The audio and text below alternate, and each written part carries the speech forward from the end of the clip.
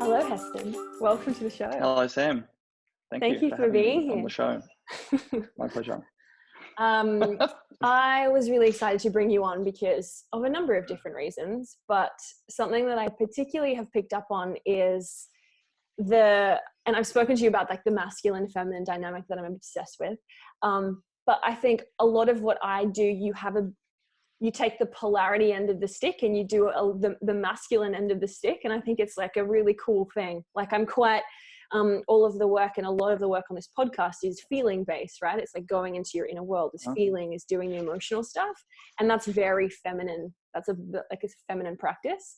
And often whatever I'm kind of going through and experiencing, you're on the other end of the stick with the masculine polarity. And I find it so fucking cool. So I was like really excited to bring you on just to chat around your experience and how you're helping people navigate transitions, be it right now or be it just in general, and the approach that you take on that, because you weave into the stuff that I'm doing, but you have your own outlook on it as well, right? So the first question I have would be, where do you start? You've been through a big journey of all different things throughout your life. So when you're going from one thing to another, what do you do to help yourself navigate massive change? Ooh, I don't know. I do, but I don't. I mean, to answer that question, there are different answers for the different phases. Like you said, there's just been so many multiple changes, but the one constant that keeps bringing me back to is making myself feel happy, and actually really understanding how I draw value from that. And then also just getting my head around the fact that it's not actually selfish to pursue your own happiness. And if you don't do that, you end up leading off on a course or off on a purpose that's inauthentic, as you've heard me speak about beforehand. I probably need to speak a lot more specific on actual transitions as opposed to generically, but ultimately that's all encapsulating, at least to date so far. Okay. And so the thing that you have that's common throughout those things is being authentic, right? Well, coming back to, now it is, and I can only really having said that after the last 2 or 3 months, before that, it was all coming down to, feeling happy, allowing myself to build up to a point where I just became so unhappy that I would have pushed myself into crisis. And then through that crisis, was able to sort of just in that crisis, cut away everything that made me feel unhappy, focus on what made me feel happy and push forward. And now realizing that true happiness comes from an acceptance of my own authenticity and what truly makes me happy, and not trying to sugarcoat that to make it look better or be perceived as better in anyone else's opinion other than my own. Obviously making sure that I'm abiding by, my own solid moral compass, my own morals and my own ethics. But just ultimately realizing, hey, it's okay to be you. Being happy is where you need to be. And the only way you're going to be happy is if you're actually happy with who you are, and be authentic in what you do, because otherwise you just keep putting up these barriers, you keep putting up this excessive clutter that then starts to weigh you down when that's all you're wearing, and the light of day isn't touching in and seeing what's the true inner jewel inside you, that true inner happiness. When did you realize this? When did you realize that you were moving from a place of inauthenticity and then decide to actually let go of all that stuff? Yeah, good. Really, again, it's been like this period. It's been a constant throughout. Like, for example, the biggest transition I had personally was like that transition sexually, when I actually accepted for the fact that I was gay and stopped trying to cover up with that through what I thought I needed to be, what I thought others wanted me to be, what I thought I was meant to be. And that was a huge liberating part on my person, being comfortable with who I was personally, sexually. And then particularly during this last 12-month period, it's then been the flip side of the coin, that professional authenticity, whereby, I was made redundant from a senior role that essentially was the brand and label that I carried forth into my civilian career, having left my military career and not having any real perspective of that unless you're within the military. And just letting go of that label that I wore essentially as a sense of entitlement, or as I wore as a definition of myself, as opposed to an acceptance of a part of me and a responsibility to live up to what I was able to achieve during that time but also letting go and appreciating it's okay to be vulnerable. You know, people have rises and have falls, and it's actually what you do every single day that defines you. And that actually catches myself in the back of the throat and laughs a little bit, because back when I ran the selection course, we had this saying in the military, daily renewable contract. So many people would, you know, pass this amazing course or would go away and win amazing medals overseas. And that doesn't make you, you know, the ability to rest on those laurels for the rest of your life. That doesn't make you a good person for the rest of your life. You know, as per any athlete, as per anything, any day you see on the news or you see in your own life, the way you act and conduct yourself every single day is the way you should be and need to be, focused on being referenced against or being measured against. And I wasn't practicing what I was preaching. So now I'm sort of back to that daily renewable contract, daily authenticity, daily personal and professional outcomes. Was vulnerability something that just wasn't touched on in military? Like when you were there, like was it something that was put on the, yeah. What is it like? What was vulnerable? Vulnerability is weakness. You know, particularly when you're in, so look, this is it. The last 9 years of my career in special forces, I worked within a unit that the majority of people in the military want to serve within special forces. It's like wanting to, you know, play rugby for Australia, not just for the local state. It is the representational team. It is the tip of the spear. It is everything from the mission sets you're given through to the pay and allowances you're given and the status you're given within that society. So I worked in a unit that was 400 qualified alpha males, of which I was an officer in charge of those. And when I retired, I was the second highest rank that you could be in that unit. I was responsible for 30 up to 150 people. To demonstrate any form of vulnerability would be to demonstrate weakness in the pack, you know. So again, that came back to me hiding who I was personally, sexually, through to really always trying to cover over any form of perceived vulnerability professionally. Admittedly, I did do a good job of doing that through actually being competent and continuing to train and excel in myself, but just carrying through that attitude of vulnerability being weakness and always looking to be on guard for attack defensively as opposed to objectively, and accepting that was a very different mental and mindset shift. And you can imagine just a very different way to be living yourself constantly on the front foot ready. It expends a lot of energy in itself. Yeah. Okay. I have 2 questions then. The first one would be, has your relationship with vulnerability changed since then? Like now, Huge. today? Yeah. And Yeah. what would you? Empowering. It is, you know, getting used to the fact that, well, one, just we're all so different, and like, you know, being vulnerable is a part of being human. And because all these times I go back to, you talk about these transition periods, it's when I've actually accepted that difference. Which can, I mean, this is it. We talk about vulnerability. Who is perceiving it as vulnerability? Are we perceiving it as vulnerability? Is someone else perceiving it as vulnerability? That's a conversation with regards to weakness. And all for me, it just comes down to acceptance and authenticity. Yeah. Just being authentic with who I am, accepting that that may be perceived as vulnerability. I really think that vulnerability statement is actually what others perceive it as. You know what? That's great, because if others perceive that as vulnerability, then they perceive that at potentially like that weakness level, and just having that acceptance that, hey, someone else is willing to demonstrate that vulnerability means that it's okay for me, or it helps to empower me to do so.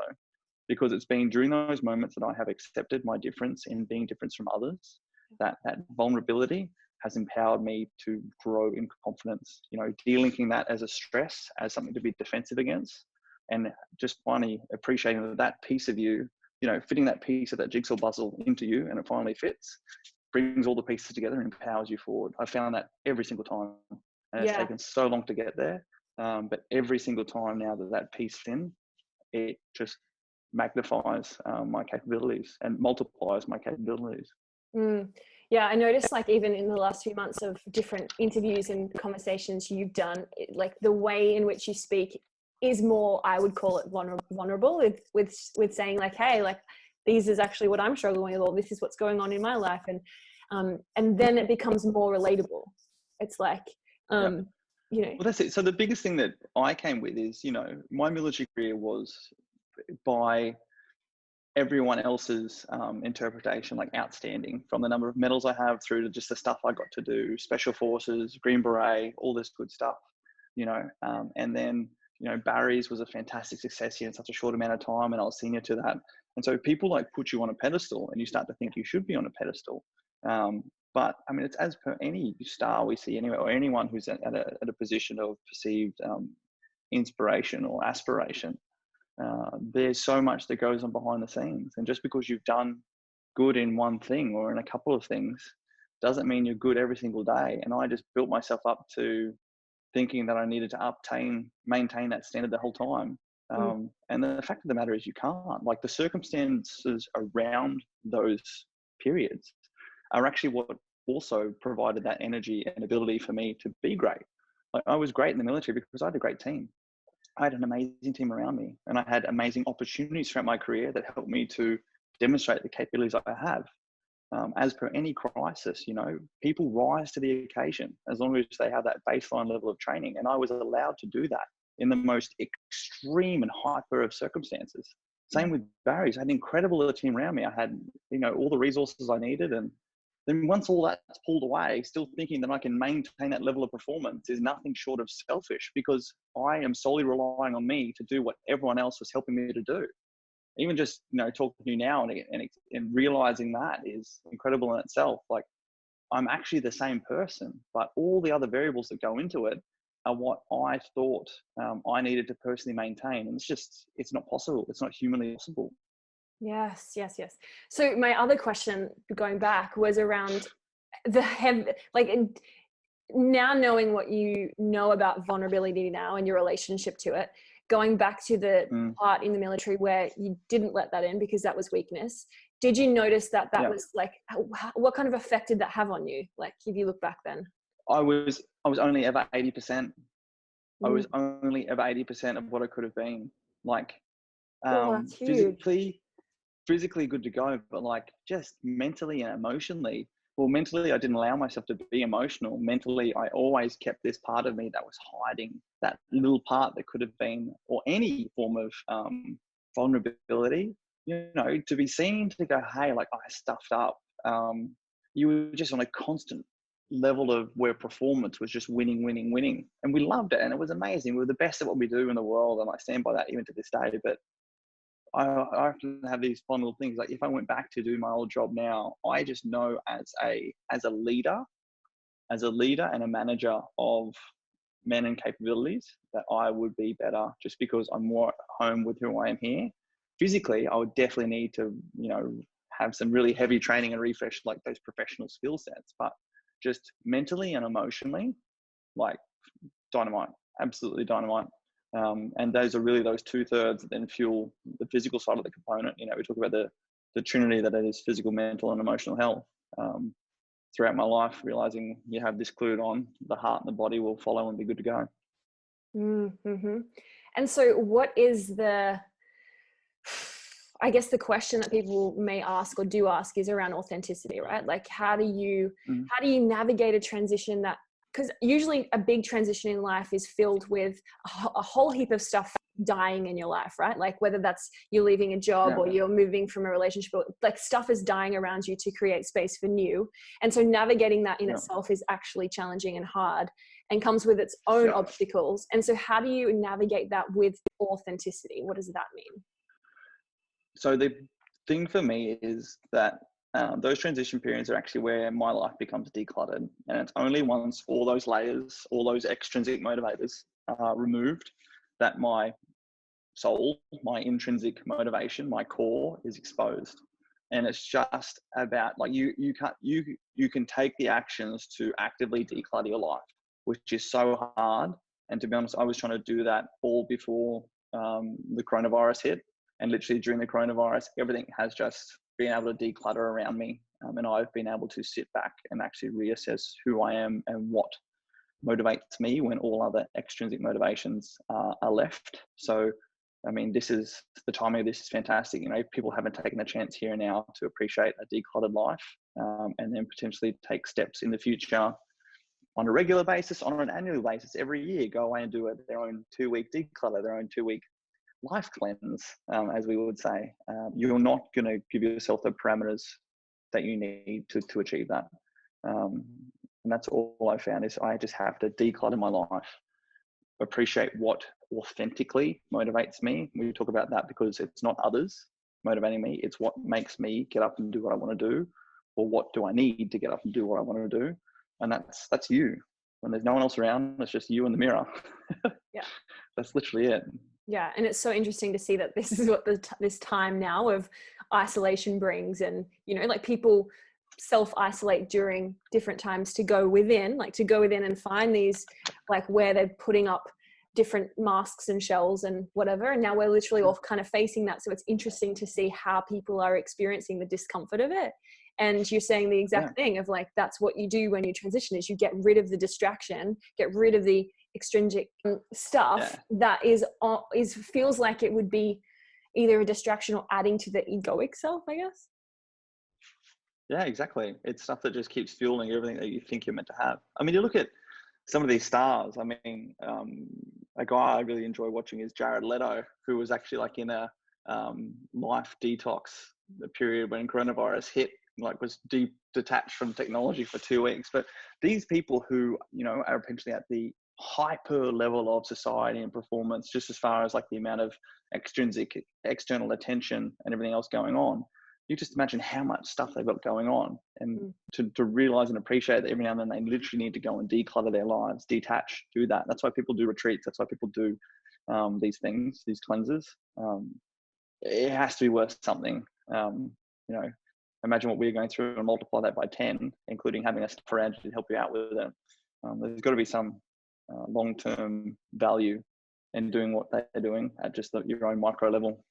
Yeah, well, it's the same as we know with cleansing or fasting, right? It's like you go, like, every time that I've done a big water fast or something, I've taken myself into isolation, because you then can't get away with anything. Like, it's all coming to the surface, it's all releasing from your body. And then there's a massive transformation that's on the other side of that. And you got to release that FOMO. It literally is that fear of missing out that impacts those extrinsic motivators that impact our ability to stay true to our course and true to our purpose. And for those of us who, like myself, who don't have that discipline to do it, who are easily influenced because things like my love language are acts of service, and I need others around me to quantify and affirm who I am and what I do, that I need to remove in order to, again, focus on me. Okay, so you've spoken about FOMO a fair bit as well, in terms of your military career and probably in relation to you coming out sexually. How do you now, because I think it's also it's a human thing, like we all have those moments, right? So what do you do now in order to notice that that's what's coming up for you, and then do something that's proactive about it? And again, that's actually a personal goal, and will be a milestone for me actually coming out of this, because particularly back in the military, like we were saying, when I was, essentially hiding who I was personally and sexually, I didn't have FOMO because I was just on mission, on purpose, which was my work. And every now and then I was just enjoying myself personally, but I just got that from my family, my immediate friends. And then I'm a person of extreme. So then flick the switch and leave the military and be comfortable with who I am sexually. I just throw myself into that. And there's just so much to take in, and, you can just get carried away. It's absolutely fantastic and euphoric. And actually, I literally turned myself into a spiral, trying to chase all those opportunities that bring me satisfaction in life. And then we've hit this period whereby all that's been removed. And now the real focus for me is to, like coming out of the cleanse, bring back in those little pieces and little elements of what I've been missing, and potentially, use that hypersensitivity to make sure that I'm only bringing things to my life that I need, not just that I want. Appreciate what I want and have them as, sometimes, but in particular remove things that don't support my life. And just be so aware that, you don't need all your satisfaction and gratification all in one go. And as a matter of fact, if I do that, and every time I do that, I burn myself out and I build up expectations that are simply never met again. And what I need to do is play the long-term game, and fill my life in with a more sustainable tempo, a more sustainable supply of personal and professional excitement and fulfillment. So I don't have those FOMOs. If something comes up and I can't make it, it's like, hey, it's okay. There's going to be another chance to do that. Do you need to do that? What is that going to impact on you? Just doing that analysis as opposed to just throwing yourself. Like, spontaneity is great and spontaneity is fun, but when you're in a situation like me, who does it at the hyper extreme and just keeps burning myself out, like I found myself, alcohol, drugs, everything, just like chasing these highs that you just can't get back to. And then you just burn out and crash. And you wear yourself out mentally and emotionally. Physically, you can keep going all day. But as soon as you start to break down mentally and emotionally, like, shit just goes bad. Yeah. Relationships go bad. Life goes bad. It impacts your job. It just all gets so bad, and the world gets like, the world gets shit. And you just got to maintain that focus and maintain that long distance focus. Yeah. So Jeez, what you got me full vulnerable, haven't you? Yeah, so this is what I hear in terms of the masculine and feminine thing that kicks in. And this is literally, I noticed this when I was telling someone recently, that the feminine stuff that I was in last year changed when I met you. And I think it was because you evoked this, like starting to work with you, you evoked this structure, like discipline, Sam, that I have, like that part within me. You allowed it to come out and perform into like my own personal life as well. And so what I think is the dynamic here is that, and you say this, and I want to go into it, around creating a framework to catch you. It's the exact same thing as I've spoken about a lot in the masculine and feminine work, is that we can go into our own inner world. We can tap into our emotions, into our experiences. But in order to do it in a way that's going to serve us and not get lost in that, because you can very quickly get lost in a spiral of feminine mess and not do anything about it and just be in your emotions. What you do well is you create a framework or a structure to help you. I think it's important to feel it and go there, but then also be able to like move through it. So move out the other end of it. Yeah. And so when you talk about creating a framework to catch you, what does this mean? So I guess for me, that is a part of like the proactive approach to life, and making sure, as you know, like I work with this Swiss 8 team at the moment. That has really helped me put this framework around me that is doing those things in your life that help you lead to a proactive mental health routine. And that is the routine that got drilled into me back in my military days, and that I lost in leaving the military, and just sort of went off and started improvising essentially. That's maintaining your fitness, maintaining your nutrition, maintaining your sleep, decluttering your life, keeping a minimalist life, looking for self-development and not just being happy at the level of development you're at, always seeking more abilities to learn new things and responsibility. And it's just that all that stuff that sort of helps build that emotional intelligence side of you as well, and that personal growth and self-development side of the house. And then my physical framework is also just keeping those people around me that are authentic as well. My mother and my sister are probably the two constant people in my life. When I had 2012, when I had one of my soldiers die overseas in a very traumatic way, and I was out there for another 2.5 days with my guys. All I remember, and it was fine, like, you compartmentalize that pain, you move on. We had lots of other extrinsic motivators trying to take our lives that kept us on mission, on focus. And then coming home and just grabbing that little phone and bringing it into my room and just bawling my eyes out to my mother. They're the people in my lives that I'm able to be authentic with. They're also the people in my life who have kept me authentic by challenging me and calling me out. And throughout my life, I've managed to be around people who do nothing but fangirl me, as I call it, put you on a pedestal and make you feel so great, but in the long term, do nothing for you. Because unless you have friends and or family who are willing to challenge you on what you're doing in a constructive way, you're going to lull yourself into this period of thinking that you have nothing else left to learn. And you're going to start, using your own product. You're going to start buying into the ego side of the house. So my framework comes down to the proactive things I do to fill my life with those essential pillars that help me maintain my mental and emotional and physical health. Surrounding myself with those people who help keep me authentic and are authentic in themselves. And then at the same time, identifying how I feel valued. Like I said to you before, my love language, like acts of service. Even going through this, I think I realized that the way I actually feel love, the way I show love is acts of service. The way I potentially feel love is actually through quality time. Before all these conversations, all other conversations, I tell people that my love language, the way I feel love, is through words of affirmation. I love people just being polite in the way I'm saying that. But I actually think that's wrong. I think that actually affirmation, people telling me how good I am, is what actually leads to that egotistical side of me and actually puts on those layers I think I need to maintain. But during this period, just, of living in around my sister and a boyfriend then, and like having the dogs and you know, when wanting people to call you and just hang out with you, Mm. that I think is where I feel value. People who don't want anything from you, don't need to tell you something, but just literally enjoy being around you, and I enjoy being around them.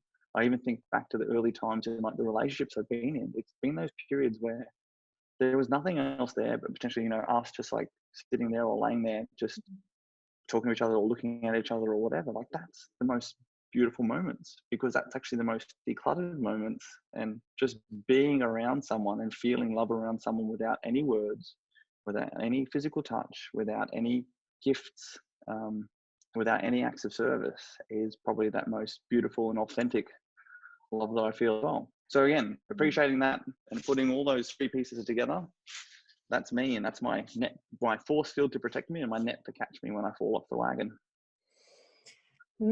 Okay, perspective of when you were in those hard times in the military. I'm really curious about this, of having to hold your shit together. Like that, it's like seeing what you would have seen, and having a team, and, you know, and not being able to call your mum straight away and express, like, how do you, and I bring this up because what I see happening just in humans in life is that there's an emotion or something big that will happen, and we squash it and suppress it because we don't want to feel it because it feels hard. And so what did that do for you in order, like, what did it do for you squashing that firstly? And then what was your process of being able to manage it? I think the biggest thing to really be forthright with is like, it was never an issue. Like, I just trained never had any issues. I think it was because, again, I just through the military system and where I operated in a way that was already filling my life with all those proactive things to keep me mentally healthy and sane. I was then working with a team that were incredible, that I had to have the chance with, helping to select and specially train. And furthermore, I was responsible for them. So I drew my strength from them, and the standards that I needed to uphold in needing them to uphold those as well. You know, I look back, and from seeing your friends die, killing people yourself, going through, I never once feared for my life. I never once feared for anything other than that, not doing my job well and letting my team down. And it's so incredible to look back on, but that's just the culture that I was in and the level of training we're in. And the things that hurt these days are not having that, like missing that, like you actively miss that. But that's where I'm able to go back and identify what was so good about that made my life so amazing. But I never once had a time where I just needed to, you know, break away and hold my shit together.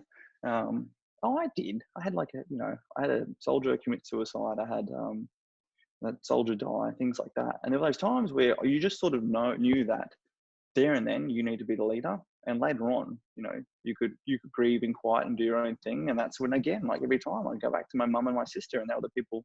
And there were a couple of other senior leaders around who'd been through similar things. And, you know, they'd find you because they knew what you were going through, and be like, hey, like, we're here to talk to you. And you do that. But straight away, your mindset was back on. Again, my love language was back on others, doing what I needed to help get them through that. That was honestly my therapy, helping others get through those things as fast as possible. I can literally switch on my emotions, get it out, and then switch back on. I mean, I'm even able to do that to these days. As soon as I connect with those emotions and accept them, I will definitely feel them like 1,000%. But once I do, I'm over it. I'm good to go. If I don't open myself up to feel those emotions, that's when they drag on for so long and just hang over me and impact me. Yes, I love that. I always talk about it's like temporary. It's like temporary in the moment, but you just have to allow yourself to love like 1,000%, just go all in, because then you can move through it at a faster rate as opposed to it just lingering. Like, I know Blake thinks I'm a crazy person. Like when we went through our breakup and things like that, you know, one moment I'd be everything's honky-dory. Next thing I was on to the next stage of grief, like 100%. But then like a week later, we're sort of good to go. It's like, you are so over the place. It's like, well, no, actually, I've just allowed myself to experience all these things, appreciated where I'm at, and let's crack on. Yeah. It's just, again, I'm a quick learner, and unfortunately fortunately, I'm a quick learner in intelligence, but also in emotion. Once I allow myself to learn and accept that, I'm actually able to move through my emotions very quickly. When you said that you missed sometimes, like now, you missed that part of the military. What specifically do you miss? Yeah, I miss the culture, I miss the team. As in, you can imagine the ability to work with the team that my platoon I worked with, we worked together for so long and in such extreme circumstances that you literally get to that level of efficient effectiveness, whereby you already know what the other person or the group needs before anyone's communicated, and that you're all thinking about each other. The people aren't going off on their own tangents. Like, everyone is working. There's 30, 40 people working together for a combined outcome, like putting everyone else before themselves, uniting to go and do, life-threatening, dangerous things, facing their own mortality, facing their own physical vulnerabilities, and just doing so with, smiles on their faces and camaraderie, and, leaving their families. I take my hat off now with the perspective of my soldiers who left their wives, their kids, their loved ones back home. I was single and decluttered. It was easy for me, but people who just put all those things away, the sacrifices they made, decluttered their lives to remain on focus and literally serve those around them, like those back home, before ever thinking about themselves, was just like incredible. You could just imagine working within that. And then there was never a problem. And all our job to do was to solve problems, to solve the most complex problems that no other elements of the military could. That's why they were passed up to us. And through the affirmation of the results we gained, just do so at such an outstanding level. And just know that there's literally nothing that could get thrown at you that as a team you couldn't figure out, or as a team you would struggle through together. It was just like, it's amazing. Yeah. It's truly amazing. And having said that, I don't miss like that sacrifice part. I don't miss like being away from everyone else. Like, my last deployment to Iraq is when Blake and I were in our first year of a relationship, and that's when I first truly felt FOMO, and felt that there was something more to life. I actually achieved emotional value for once in my life, as well as just professional. Yeah. You miss it, but it also helps educate you moving forward. And, it's an experience that I think just has filled a very large part of me, an experience that is just constantly having the ability to have done that. Like a red hot ember that is always sitting there, always provides me with fuel to help fire that intrinsic motivation for me, when the world gets very dark and cold. I love that. What do you find it taught you around, for lack of better words, the meaning of life? Like, what did it make you realize around what you wanted to experience? It made me realize how far I can push myself. It made me realize that you literally are the only person to put your own limits on yourself, physically and mentally. It didn't teach me that emotionally, because then I hadn't connected with myself emotionally, and it's now since then that I have. And it also just made me realize the true power of the team and investing in people and culture. And while I only now have the terminology and the frameworks to be able to articulate that, like, I was living like the best culture you will ever find, through the simple fact of appreciating people personally, aligning them on purpose professionally, and employing them to their full potential, physically, mentally, and emotionally. So it has just taught me, it taught me so much on just the bigger purpose in life, outside of Australia, being over there and having the ability to not only like find and do stuff to bad guys, but also working in and around the people and the locations and those who can't defend themselves. The ability to fly over somewhere in the world and help people who can't defend themselves is like, from a masculine strength side of the house, you could just imagine, it's just, you can't cash that at the bank because it doesn't have the value. It's incredible. And to appreciate that you as an individual and are able to work with and train others to do that to anyone around the world and help them live a better life is like epic. For someone whose love language is acts of service, you could just imagine like that's overflowing, gushing, incredible. And it's just taught me that those opportunities are out there. You need to make them. And in order to achieve them to the best of your ability, you need to make sure that you continuously train, develop, and invest in yourself. And in order to do it at the best way, as per any business in growth and scale, bringing those around you and reinforcing and training them to do so, you can achieve those effects. 10, 100, 1,000 times more and better, and again. How do you translate that to now for you? Like, what do you want to do? I just want to, what I do now is I look back on what could have potentially made me better at life, better at doing everything I did throughout those, and acknowledging that I was able to get myself a lot of the way just simply through the people I worked around and the experiences I went through to where I am now, without having, people individually coaching and mentoring me on those lessons. And then grabbing that, 18 years and saying, hey, like if I could work with people and just provide them those little touch points, take that 18 years and trim it down to even 17 years or 10 years, like just being able to help people to develop the mental frameworks and the emotional intelligence. That's what it comes down to, that emotional intelligence to appreciate and potentially speed up their ability to learn those things to then apply them to their life sooner. That's my ultimate goal. It really is. And to be able to do that to someone who then is responsible to lead and manage someone, or someone who is then able to pass that on to a group of people, or just through their own acts and demonstrate that to as an example and a standard in life.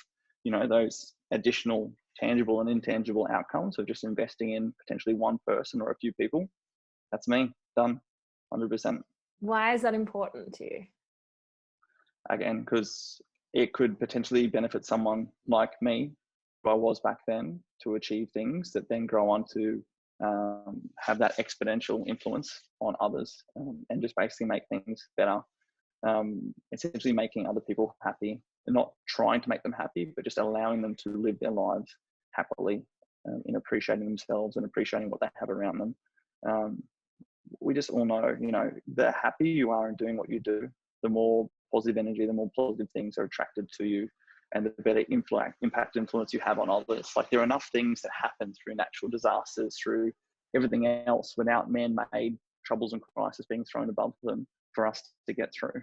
Imagine being able to help people live their lives to their best mental and emotional potential, so physically they can go on and do so as well.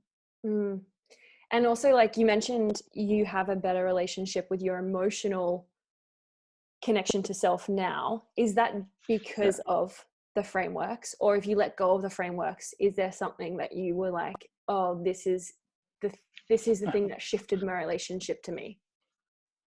Frameworks, absolutely. And again, just more so being proactive in those as opposed to reactive when they bubble to the surface. So, what I mean. So as in, those frameworks I used beforehand primarily to catch me. Now I'm also using them as in order to protect me as I go. Yeah. So having the routines already in place and committed and disciplined to those things before it's too late. Absolutely. And just exactly. And just being aware. So as opposed to catching the whole thing when it falls apart. Yeah. Having those defensive mechanisms, not defensive mechanisms, but having that force field up to protect me through the proactive things that I'm doing. And then all of a sudden, as this little area starts to drop off, identifying that and having that catching framework ready to bring it back in. Because what I was usually doing beforehand was allowing things only to really, leading into confrontation, seeking confrontation, looking for things to break apart in a dramatic way before I would apply attention to them. Now appreciating, hey, that gets nowhere apart from attention. That is nothing more than selfish seeking, and just sets you back further and further. Yes. What about leaping in life to a new, so if we're talking about a transition, taking a risk or leaping, how do you do that without knowing that a net is going to catch you?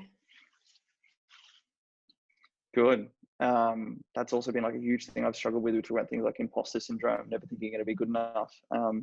And that is often what I found is left when you have been removed from all those other circumstances, like I spoke about before, with that amazing team around you to help unite you and give you that confidence to do that, without those extrinsic motivators around you, and looking inside and just seeing, is that fire burning bright enough? Is it strong enough? Am I ready to make that leap? Again, the framework that I find is, like even you having this conversation with me this last month, having people around you who do help you to bridge that gap. Just again, appreciating that we are always going to hold ourselves back, unless you have those levels of narcissism, or unless you are lucky enough to actually be truly focused within you. People like me who are absolute perfectionists I'm unable to fake it till I make it. I literally need to have everything ready and good to go.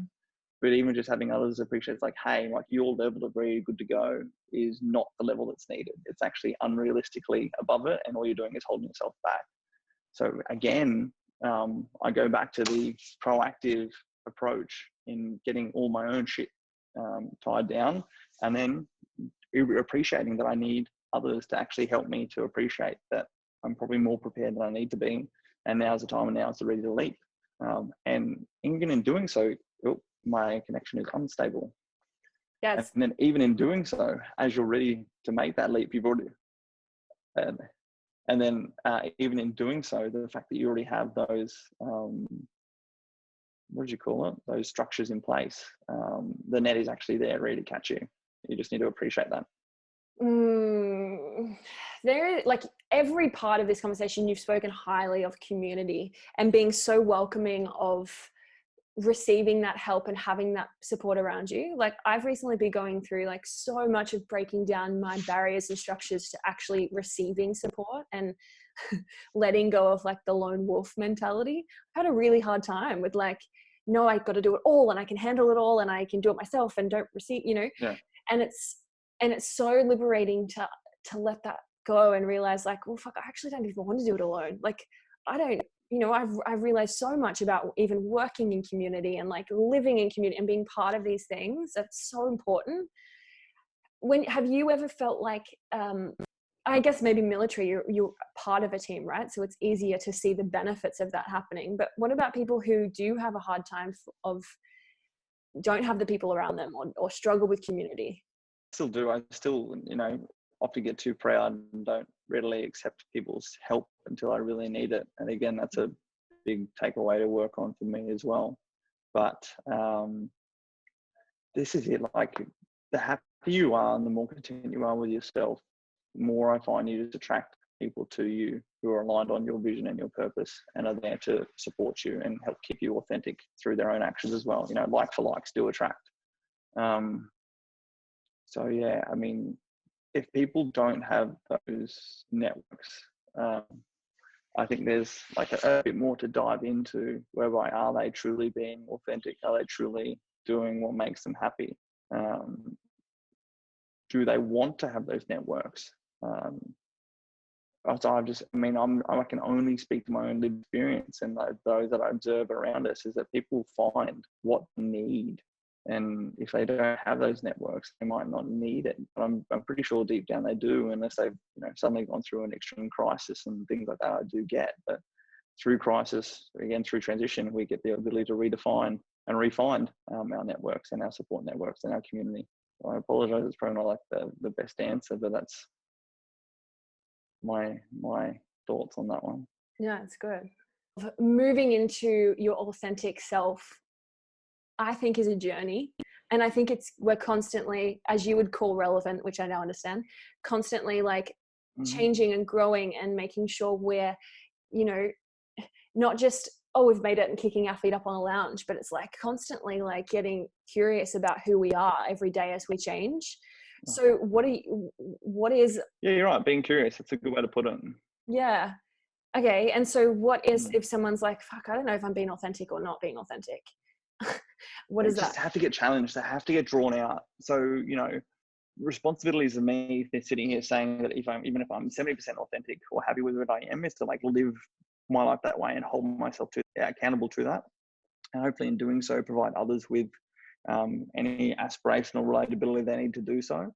But then like just working with others to help them do so. You need to be careful. You're not trying to, draw people out that don't want to, but if somebody wants and feels like they want to be more authentic, then find someone and ask them to challenge you and help them, make them get you to stand up in front of the top of a table and swear your head off and dance crazy in public. And I don't just some of those extreme actions. If you're going through this crisis, you're going through this time of isolation, uncertainty, has it been able to provide those circumstances to help you do that, then you need to somehow draw yourself out of your own headspace and out of your own emotions to really go back into them and appreciate and connect with them. It really is being pulled out and then getting put back in. That's the best way I can say it. Again, I tell you, like all the layers are peeled off, all the decluttering's gone, and you're there left. And you're like, right, quickly, what is there before those layers comes back. Like, what is there? What is going on? Yes, that feels good. Ugh, that feels terrible. Right, that's me. Crack on. And also appreciating that it's also a constantly evolving process, particularly as things start to come back into our life now, and circumstances change, and relationships change, and jobs change, motivations change, we change.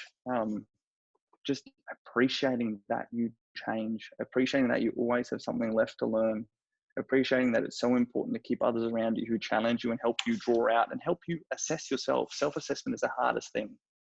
And just trusting in those people to be able to support you to do that, building that network. That's, as we were just saying beforehand, that's in building that proactive and reactive structure around you to help you continue on your authentic glide path. Yeah. Yes. And I freaking love that framework in itself of like declutter by getting rid of the shit, and then feeling what needs to be felt, and then having the frameworks in place that are actually going to serve you, and then building routines around that. If people haven't been doing that at this time, like, it's such a good like thing of what you've just shared, that you can start at any point.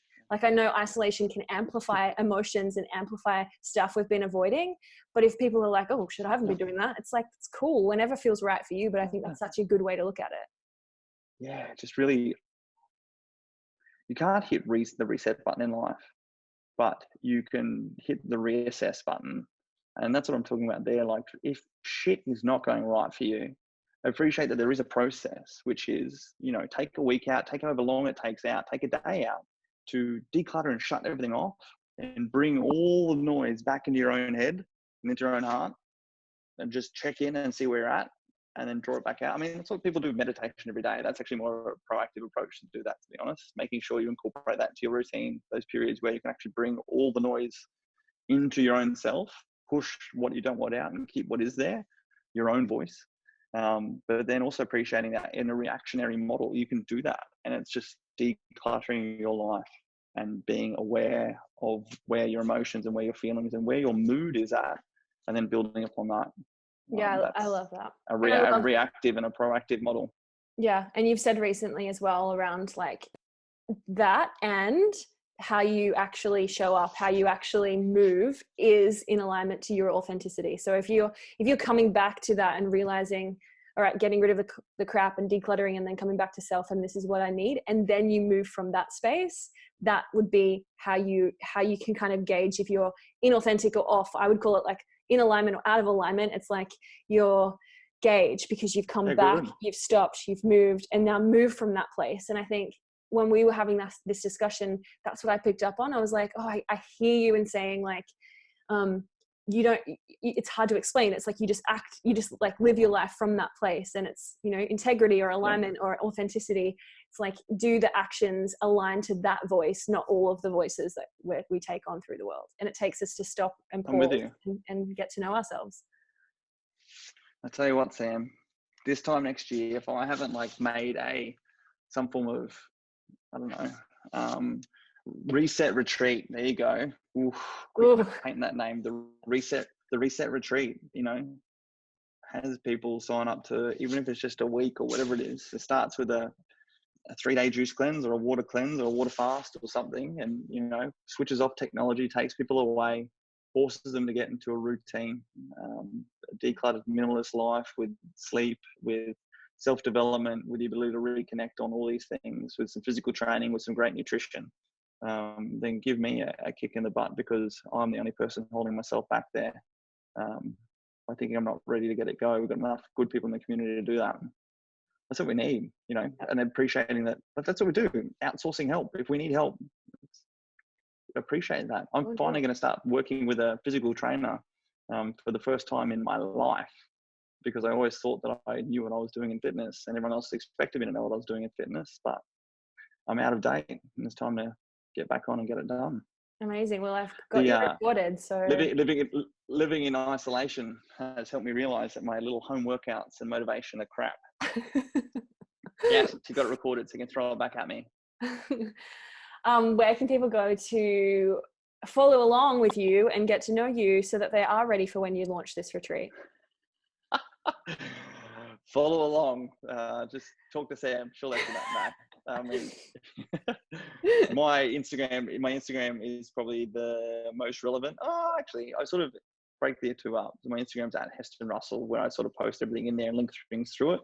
And then through my YouTube, to be honest, which again is just Heston Russell, I usually post like all the longer content stuff on my YouTube. On my LinkedIn, I might post articles and things like that that have really helped me in that personal professional matrix mix. And then Instagram ties a bit of them both together, and it's a lot more personal stuff, a lot more of my fitness, a lot more of my puppy, things like that. Yes. Amazing. Well, I definitely recommend checking it out because you do put awesome clips of valuable information that people can utilize themselves. So check that out, follow along. And if you're interested in this retreat, maybe let us know. I'll link this up in the show notes and start a form. So then we collect the people that are interested, which is going to kick you into gear real fast. Damn, let's do it. Like, good. Look, you set up a form, Reset Retreat 2011, yeah, 2021. Yeah. Reset Retreat 2021. Let's get a forum going, and then let's figure out what we need to do. Who's interested? We're in. Yeah, right. Amazing. Job's on.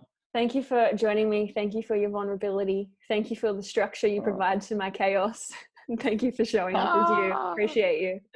Thank you for being authentic. You're also one of those people, particularly in the last few months in my life, that's helped me, challenge me, make me have these conversations, call bullshit on some of my things. And again, just through leading by example, leading by example, showing your own vulnerability, leading by example, just being you, where conventionally others might have thought that that's different.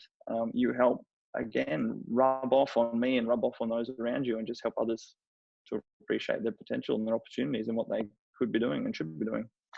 So thank you for this chance to talk to you. Thank you for saying that.